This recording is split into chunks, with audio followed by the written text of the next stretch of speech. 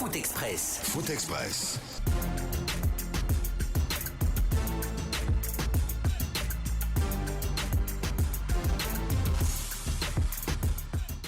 Foot Express. Le plaisir, l'immense joie de vous retrouver au compte de cette dernière représentation, cette dernière pige de votre émission Foot Express de la saison 13 sur la radio locomotive Radio Espace Guinée. Tous les dimanches, quand il est 16h, nous créons le plus grand stade radiophonique du pays. Ici, nous retournons l'actualité sportive dans tous les sens pour vous aider à mieux la comprendre. L'actualité sportive de la Guinée, de l'Afrique et du reste du monde. Oui, elle a été très riche en Guinée.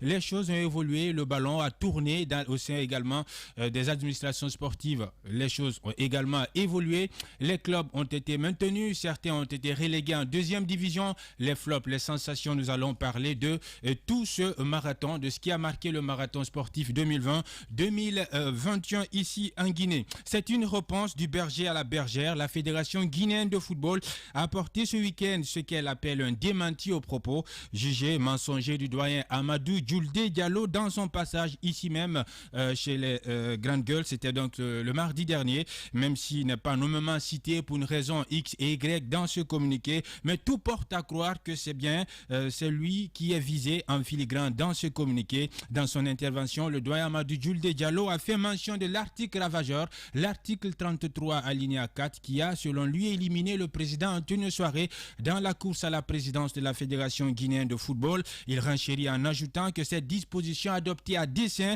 était inspirée d'une arrière-pensée, celle d'empêcher un éventuel retour de l'ancien président Salifou Camara supervisé aux affaires. Des déclarations qui ne passent pas au sein de la Fédération guinéenne de football, qui décide de contre-attaquer. Le secrétaire général de la Fédération guinéenne de football, colonel Maurice Akouekovogui, sera en direct dans cette émission. Le doyen aussi est un repérage.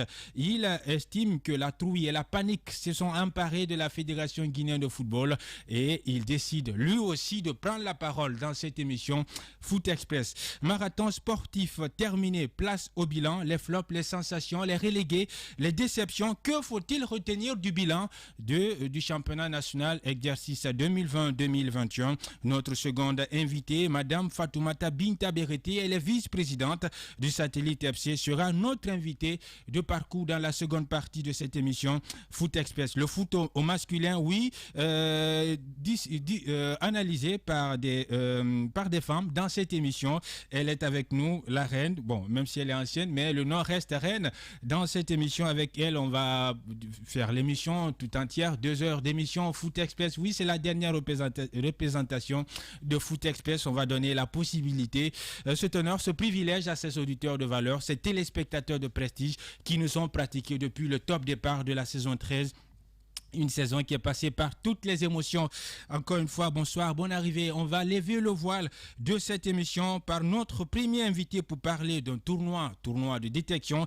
Il s'agit de Mahmoud Guirassi. Avec lui, nous allons parler de cette académie qui est en gestation, les difficultés, les perspectives également. On va se projeter sur les perspectives de cette académie. Le tournoi de détection qui concerne essentiellement la tranche de 15 ans, ici même à Conakry. On en parle dans cette émission avec notre invité déjà installé confortablement dans ce studio et autour de cette table. Bonsoir Monsieur Guirassi. Bonsoir Paul. Merci d'avoir accepté notre invitation. Amidou Kibola Bangora, l'homme aux 500, partage par article du site africasport.org. Il est avec nous. Kibola, bonsoir. Bonsoir Paul, bonsoir à tous. Elle était reine en 2018, ancienne reine, on va l'appeler reine des auditeurs. Bonsoir la reine. Bonsoir Paul, bonsoir à tous. On va parler du football au masculin, oui, avec la jeune féminine dans ce studio, notre seconde invitée.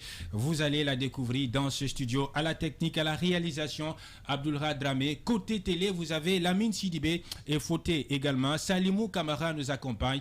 Les voix, vous les avez entendues, les visages, vous les avez découverts, le fil conducteur, vous l'avez savouré. On va donc marquer une courte transition et derrière on se retrouve pour démarrer cette émission Foot Express. On débat, on ouvre les débats, un numéro exceptionnel, la toute dernière pige de la saison 13 sur le plus grand palmarès de l'audiovisuel à la République de Guinée. Adafo Média, Radio Espace et Espace TV. Foot Express. Foot Express.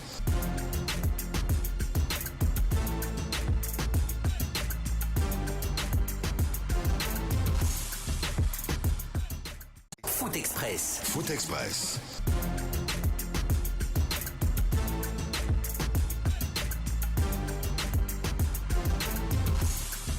Foot Express. Foot Express.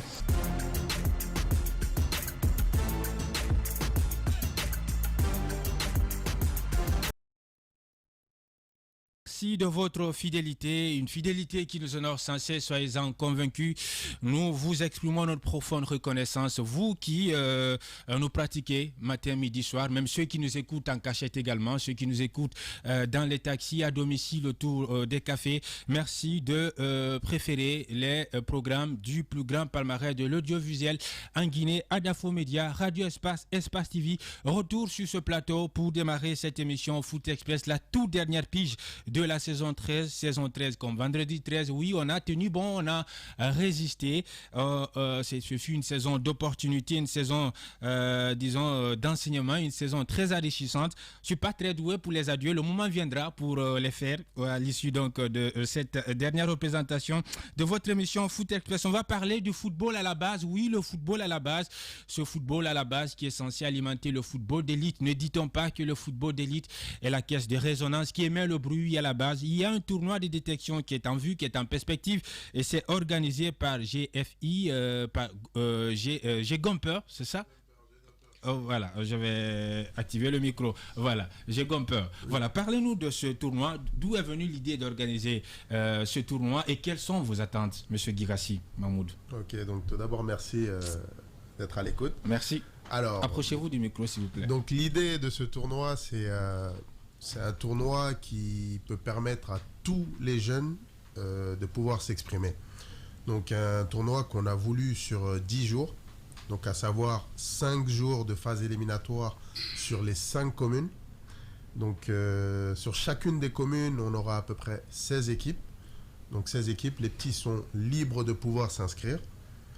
Et à l'issue de chacun des tournois, parce qu'il y a plusieurs tournois dans le tournoi, mais à l'issue de chacun de ces tournois, il y aura un gagnant par commune. Et ces fameux gagnants se rencontreront sur une phase finale. D'accord. Et afin de déterminer le gagnant. D'accord. Quand vous dites un tournoi, dans un tournoi, ça veut dire quoi? Ce que je veux dire, c'est que sur chacune des communes, il y a un tournoi de 16 équipes. Ok.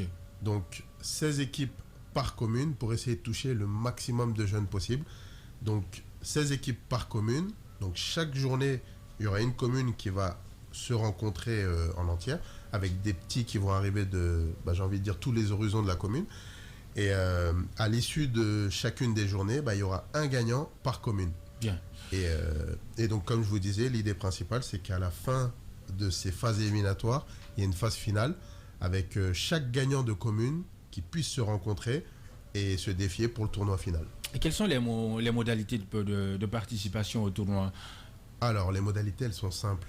Ils ont tout simplement la possibilité de s'inscrire. Donc, que ce soit sur Facebook, donc sur notre page, l'Académie GFI, ou par téléphone. Donc, toutes ces infos sont directement sur la page. Et il suffit d'être 6 et d'être né entre 2004 et 2006. On est sur une tranche d'âge. Et donc, les petits, une fois qu'ils ont fait l'inscription, devront se présenter avec soit une carte scolaire ou un extrait de naissance. Et ils pourront disputer ce tournoi. Bien. Amidou, une question? Oui, une question forcément. Si j'ai bonne mémoire, je crois avoir vu une affiche de ce genre-là sur Facebook. Après, on parle de 10 millions pour le vainqueur ou les vainqueurs. Je ne sais pas comment est-ce que vous allez procéder à tout cela. C'est ça. Donc, en fait, on a mis une petite récompense. Donc, la première chose qu'il faut savoir, c'est que toutes les équipes qui participent, on leur prend en charge les frais de transport et les frais de nourriture, de manière à ce qu'il n'y ait pas de frein à ce tournoi. Et donc déjà, chaque gagnant par commune, chaque équipe gagnante par commune aura une récompense de 500 000. Ok. Et le vainqueur final aura une récompense de 5 millions. D'accord. Donc c'est la compétition. Et donc qui dit compétition dit récompense. Donc c'est ce qu'on veut proposer. Et on donnera aussi la possibilité à l'équipe vainqueur d'intégrer notre première édition de l'Académie GFI. D'accord. Et ce sera complété aussi par les meilleurs joueurs qu'on aura aperçus par-ci par-là durant le tournoi. L'académie est basée où Alors l'académie, elle est basée à Sangoya. D'accord. Donc on est en train de finaliser le tout, que ce soit administrativement et au niveau de la structure. On travaille sur ce projet depuis à peu près 1 an. Et donc, oui, enfin les petits qui intégreront cette académie auront une double formation, que ce soit scolaire et footballistique. D'accord. Pour cette première édition, vous avez besoin de combien de jeunes? Alors l'idée, on cible 400 joueurs, sachant qu'il y a 5 communes. Sur chacune des communes, il y aura 16 équipes. Donc dans un souci de pouvoir organiser le tournoi. Donc 16 équipes par commune. Et donc on vise à peu près 400 joueurs. Bien. Est-ce que pour cette première détection, c'est seulement Conakry qui est concerné ou bien les régions aussi feront partie? Non, pour l'instant, ce sera juste Conakry. Mais qu'est-ce que vous pensez pour les régions? Est-ce que c'est à venir ou bien vous n'avez pas d'abord mis dans le programme? Non, l'idée c'est de le faire à venir. Après, bon, dans un souci de temps et pour une première édition, enfin avec nos propres moyens, on va essayer déjà de le faire sur Conakry. Et si ça prend bien et que ça se passe bien, bah après on ira un petit peu plus loin. D'accord. Ceux qui vont prendre part à ce tournoi, vous assurez le transport, vous assurez également leur équipement, c'est cela. Alors, est-ce que dans un futur proche, c'est vous qui allez donner les équipements? Ça veut dire que vous allez prendre les équipes en charge, manger, transport? Non, les équipements, bon, ils auront des chasubles. Ok. Ils ont juste à venir en tenue de footballeur. Ok. D'accord. Est-ce que dans un futur proche ou bien dans l'avenir, est-ce que vous pensiez à établir une passerelle entre les clubs européens et l'académie que vous créez pour permettre à ces talents bruts de s'exporter sur le vieux continent? C'est ça, donc en fait, c'est l'idée phare de notre académie. Si vous voyez qu'on bloque sur une certaine tranche d'âge, c'est qu'on part sur une formation de 3 ans. Donc ça, c'est le deuxième volet. Okay. Donc sur l'académie, on part sur une formation de 3 ans. D'où l'idée de vraiment viser une seule tranche d'âge et de former les petits sur 3 ans. Et donc sur 3 ans, ils auront une formation footballistique avec des entraînements tous les jours. On les gardera en internat, on les prendra en charge. Et l'après-midi, ils auront des cours qui vont être donnés directement à l'académie, mais des cours de niveau. D'accord. Et on veut aussi leur faire une formation professionnelle. Donc on va les placer en stage pour qu'ils puissent se former vraiment au métier actuel ici. Et donc en plus de former des footballeurs, on veut former des hommes. D'accord. Alors, d'où est venue l'idée d'investir dans le football? Parce que c'est aussi cela, un investissement à la base. Alors, le football, c'est la passion. Okay. Le football, c'est la passion. Donc moi, ce qu'il faut savoir, c'est que je suis entrepreneur. J'ai plusieurs sociétés. Et on se lève le matin pour aller au boulot. Mais la passion, c'est le football. Donc j'ai toujours eu un petit peu cette jalousie de voir ce qui se passe au Sénégal et ce qui se passe ailleurs. La petite France, comme on aime l'appeler affectueusement. Exactement. Et donc je sais qu'au niveau du talent, il y a match entre la Guinée et le Sénégal.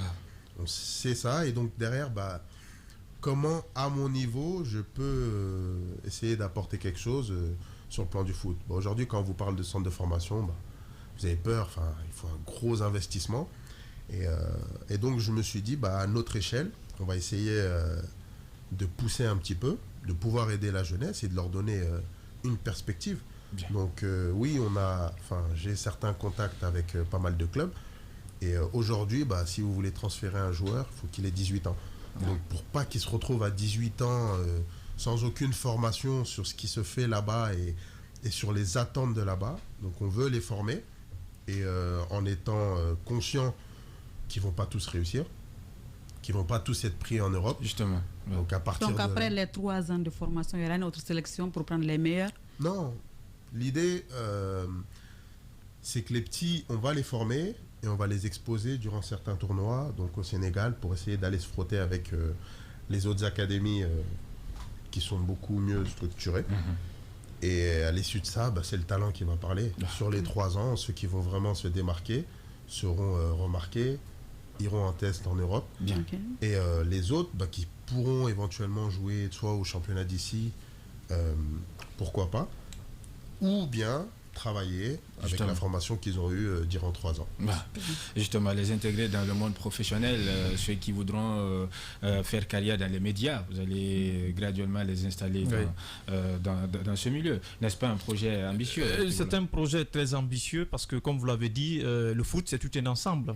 Voilà, ce n'est pas que les footballeurs. Et quand vous mettez une académie en place, il faut penser que, comme il l'a dit, il faut être conscient que tous ne vont pas réussir dans le football. Donc, il faut les permettre à ce qu'ils aient d'autres connaissances dans d'autres domaines. S'ils ne réussissent pas dans le domaine du football, pour qu'il y ait quand même quelque chose à partir de laquelle ils peuvent mener leur vie. Je pense que cela est extrêmement important. Moi, j'ai eu quand même à participer à plusieurs détections, mais le gros problème, le plus grand souci qu'on a, c'est ce problème d'âge. Est-ce que vous allez demander des extraits de naissance, des pièces de ces enfants-là pour vous rassurer que ce sont la tranche d'âge que vous avez demandé, que celle-ci est bien respectée? Alors, donc, ce qu'on demande aux jeunes, c'est d'avoir une carte scolaire ou l'extrait de naissance. Après, on ne va pas aller dans le fond de la vérification dans un premier temps, mais c'est ce qui est voulu. On n'a pas bloqué sur une seule tranche d'âge pour laisser aussi la possibilité aux jeunes qui ont moins de 18 ans de pouvoir défendre leur football et défendre leur talent. Donc on est sur une seule tranche d'âge, mais avec une possibilité un petit peu à l'image des JO, de pouvoir prendre 2-3 joueurs un peu plus âgés, mais connus, et qu'on va former sur 2 ans ou sur 1 an, et que derrière on peut éventuellement proposer au marché européen ou au marché local. Bien. Alors, quels sont les terrains de proximité ou des différentes communes qui vont abriter les matchs qui vont ponctuer ce tournoi? À Ratoma, par exemple, à Kaloum, quels sont les terrains qui sont identifiés? Donc, on est en train de finaliser les contacts avec les terrains, mais en principe, donc le 10 juillet, ça sera au centre technique de Nongo. D'accord. À quelle heure? Normalement, ce sera un rendez-vous à peu près à 7h. C'est de longues journées. Okay. On est en train de finaliser toute l'organisation. D'accord. Donc les matchs, parce qu'il faut savoir que pour faire un tournoi de 16 équipes sur une journée, c'est un timing assez serré, c'est assez dur. Ouais.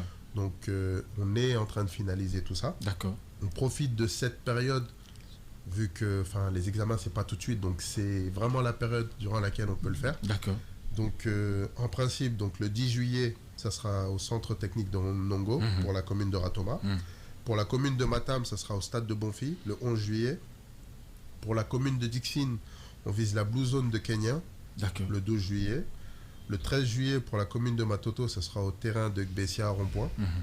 Et le 14 juillet, pour la commune de Kaloum, au stade de la Mission. Bien. Donc, ça, c'est le programme assez bien fourni de ce tournoi. Moi, je voudrais poser l'autre inquiétude. C'est que, vous savez, tous les domaines sont organisés. Celui du football aussi, c'est la même chose. Est-ce que vous avez pris, disons, soumis ce projet-là à la Fédération guinéenne de football? Est-ce que dans ces différentes communes-là, parce qu'il y a quand même des districts de football, est-ce que vous avez pris langue avec ces districts de football? C'est ça. Donc, en fait, si on vous donne ces dates, c'est qu'on n'a pas pris... On n'a pas pris les mesures par rapport à la fédération. D'accord. Donc c'est un tournoi qu'on organise par commune. Après, en tout cas, avec dans chacune des communes, on a approché les personnes adéquates. Donc c'est chacune des communes qui vont nous aider dans l'organisation, dans tout ce qui est... Et les districts? Dans chacun des districts. Après, on a une personne localement qui s'y connaît bien. D'accord. Et qui est en train de s'occuper de tout ça. Et voilà, nous on lui a soumis un petit peu le projet, il fait partie du projet et donc il est en train de prendre toutes les dispositions avec ses communes et c'est pour ça que je vous parle encore entre guillemets parce qu'on a un plan A, un plan B. Plan B. Bien. À part les médias, quels sont les canaux de communication pour informer à ces jeunes que la détection là est mise en place? Alors, médias, réseaux sociaux et je me déplace moi-même sur le terrain. Porte à porte. Bien. Bien. C'est ce qu'on essaie de mettre en place. Bien, monsieur Mahmoud Guirassi, qu'est-ce qu'on n'a pas dit autour de ce tournoi que peut-être qu'on a omis qui vous tient à cœur? Non, vous avez à peu près tout dit. On a essayé de dire tout ce qu'il fallait. Donc voilà, on veut vraiment que les petits viennent massivement. C'est vraiment gratuit. L'idée, c'est d'avoir le maximum de personnes. Bien. Des vraies récompenses sont à la clé. D'accord. Et voilà, je pense qu'on a fait à peu près le tour. Les petits viennent avec leurs encadreurs, surtout. Ou bien on vient s'inscrire individuellement. Non, certains, la plupart, aujourd'hui, il faut une équipe normalement. Il faut vraiment qu'ils constituent une équipe. Okay. D'accord. Les petits qui n'arrivent pas forcément à constituer une équipe peuvent se manifester, on pourra les intégrer dans leur équipe. Bien. Mais ce qu'il faut comprendre et qu'on veut vraiment, c'est que les petits viennent avec la meilleure équipe possible. Bien. Donc on a beaucoup de jeunes qui font des Bundes, des 55. Dans les quartiers, C'est ces oui. petits-là qu'on cherche. On cherche vraiment le talent brut. Donc les petits là, qui sont habitués à jouer des bois, c'est ce qu'on cherche. Venez avec votre équipe, venez nous montrer et venez gagner cette compétition. Vous en aurez à gogo, je parie que vous aurez l'embarras de choix. C'est tout ce qu'on espère. En tout cas, monsieur la reine veut poser une question. Oui, je vous souhaite bonne chance. Merci parce beaucoup. qu'on en a vraiment besoin. On voit les enfants dans les rues en train de jouer. C'est la formation Guillemant qui est vraiment un accompagnement. Avec ce projet, on ne fera que vous féliciter, vous souhaiter bonne chance. Merci beaucoup. En tout cas, rassurez-vous de notre disponibilité, monsieur Guirassi. D'accord, merci. Merci d'être passé. Merci à vous. Nous, on va donc poursuivre cette très belle émission, la dernière représentation d'ailleurs de la saison 13 sur Radio Espace Guinée. On sera là pendant l'intersaison pour parler cette fois de Top Départ, une émission pluridisciplinaire. On donnera le pouvoir à ces disciplines qui réalisent des prouesses, qui organisent régulièrement les compétitions domestiques, mais malheureusement qui passent inaperçues, qui méritent surtout également l'attention des autorités sportives, particulièrement le département en charge des sports. Amidou Kibola Bangoua, vous avez suivi cette actualité cette semaine. On va en parler forcément. Le doyen qui est passé ici, qui n'a pas porté de gants, qui a dit cru les choses, même si elles ont du mal à pénétrer la masse, à passer au sein de la Fédération guinéenne de football, qui a répliqué derrière. J'ai reçu beaucoup d'appels, les gens qui ont pensé à tort que c'est à moi, on faisait allusion dans cette lettre-réponse. Mais te porter à croire, même si nommément il n'a pas été cité, mais celui qui était dans l'œil de cyclone, c'était bien Amadou Djoudé Diallo. Effectivement, c'était lui. C'était lui, parce que c'est lui qui passait, je crois, si j'ai bonne mémoire, c'était mardi dans les GG. Donc, il est revenu sur cette affaire de la Fédération guinéenne de football, notamment l'article 33. Il est revenu là-dessus avec des explications peut-être que d'autres personnes n'ont pas donné. Lui, il est revenu là-dessus et il a accusé que c'est le président sortant donc, qui aurait mis ce projet de l'article 33 qui finalement l'a barré la route pour se succéder à la présidence de cette fédération guinéenne de football. Voilà. Donc, mais après derrière, ce que je n'ai pas aimé personnellement, c'est quand même la réplique de la fédération guinéenne de elle football. Pas dû.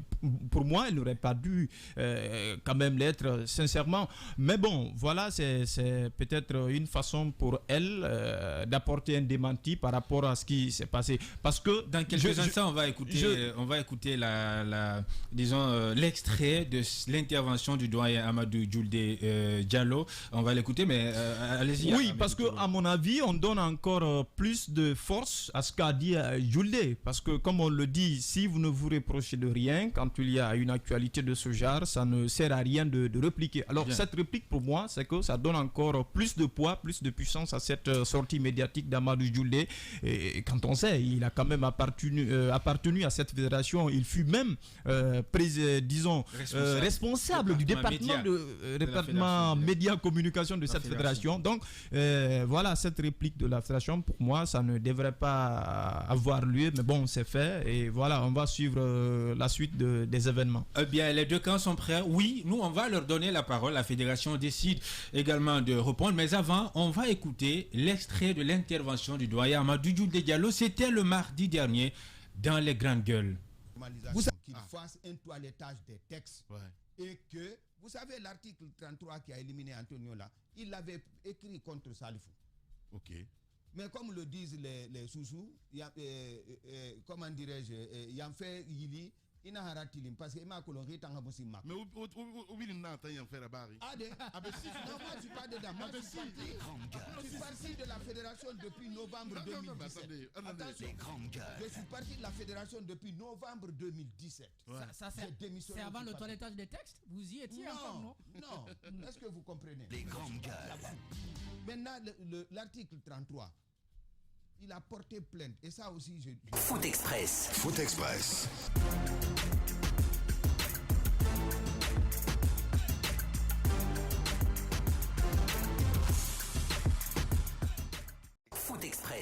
Foot Express. Foot Express. Foot Express.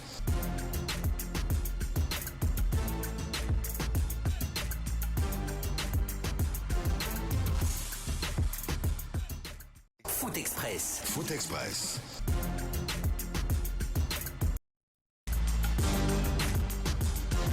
C'était le doyen Amadou Djoudé Diallo. L'arrête, ça fait rire. Hein.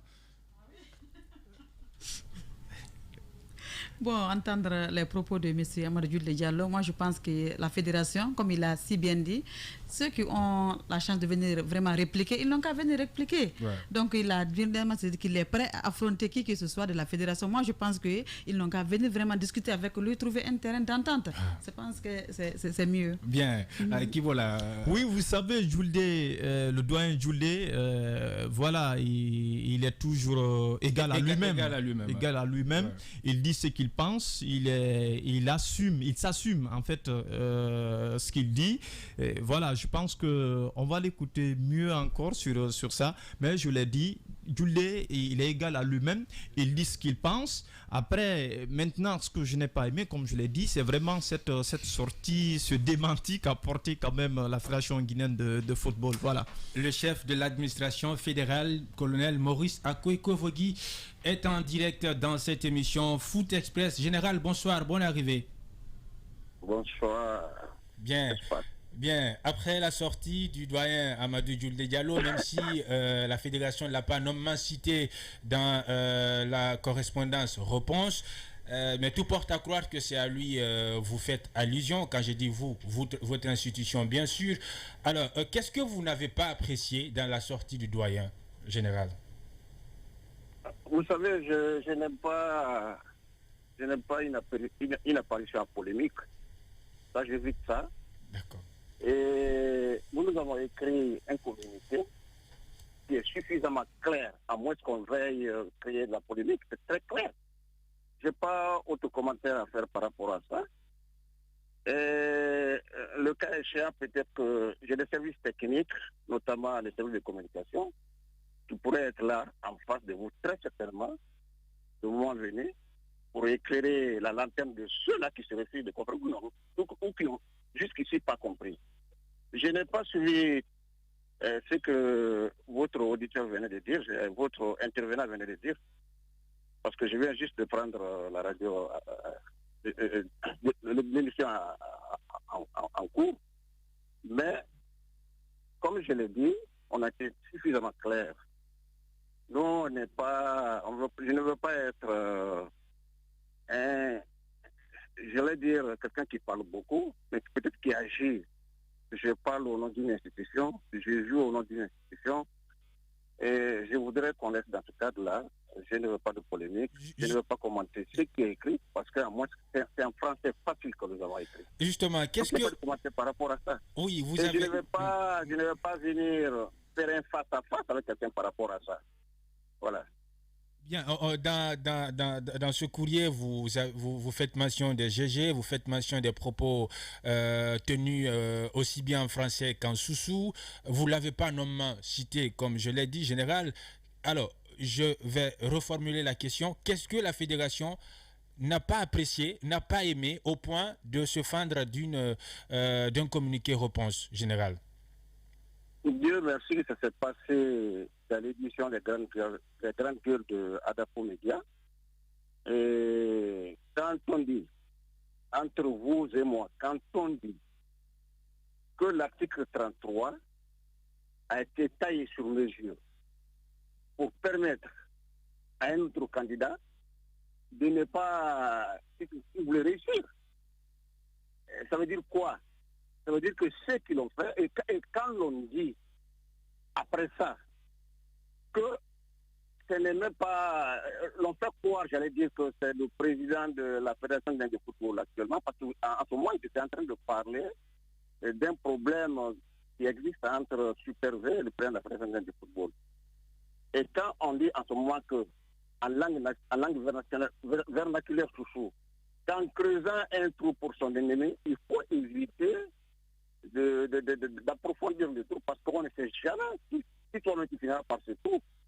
Ça veut dire que le comité exécutif aujourd'hui qui est là, ou l'un de ses membres, avait été à la base ou non, avait participé à l'élaboration des, je vais parler des statuts, pendant que les tests ont été élaborés par un comité de normalisation, mais adopté par une assemblée générale extraordinaire, tout le monde le sait, vous le savez, je le sais.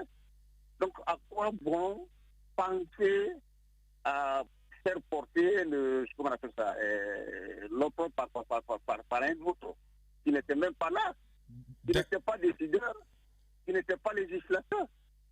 Non seulement il n'a pas élaboré, aucun membre du comité d'expertise n'a participé à l'élaboration des textes, mais plus loin, aucun membre du comité d'expertise n'a été législateur pour participer à l'adoption de ces textes. Donc je crois qu'il faut faire beaucoup attention.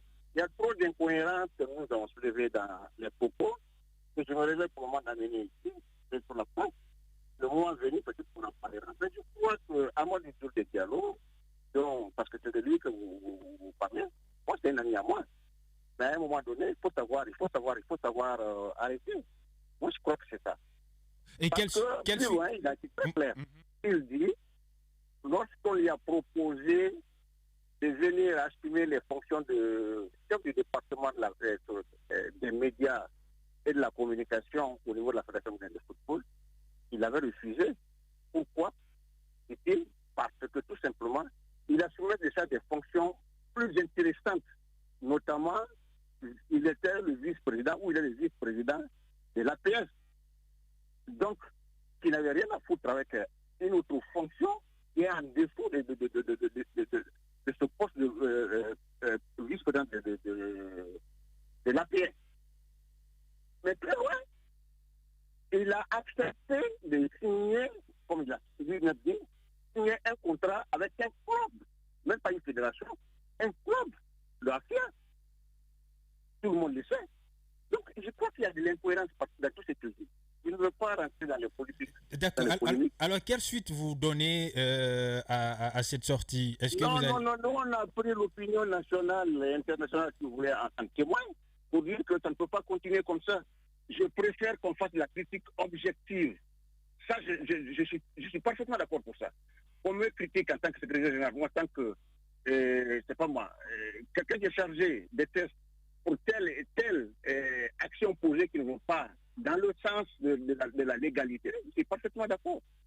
Mais quand on évoque des choses qui n'ont pas de cohérence avec la réalité, je pense qu'il faut, à un moment donné, faire attention. Bien. Personne n'a l'exclusivité, si vous voulez, de porter, d'amener des mentions sur la place publique. Colonel Maurice. Bien, colonel Maurice Akoué. Merci beaucoup, général, d'être passé dans cette émission Foot Express. Merci. Bien.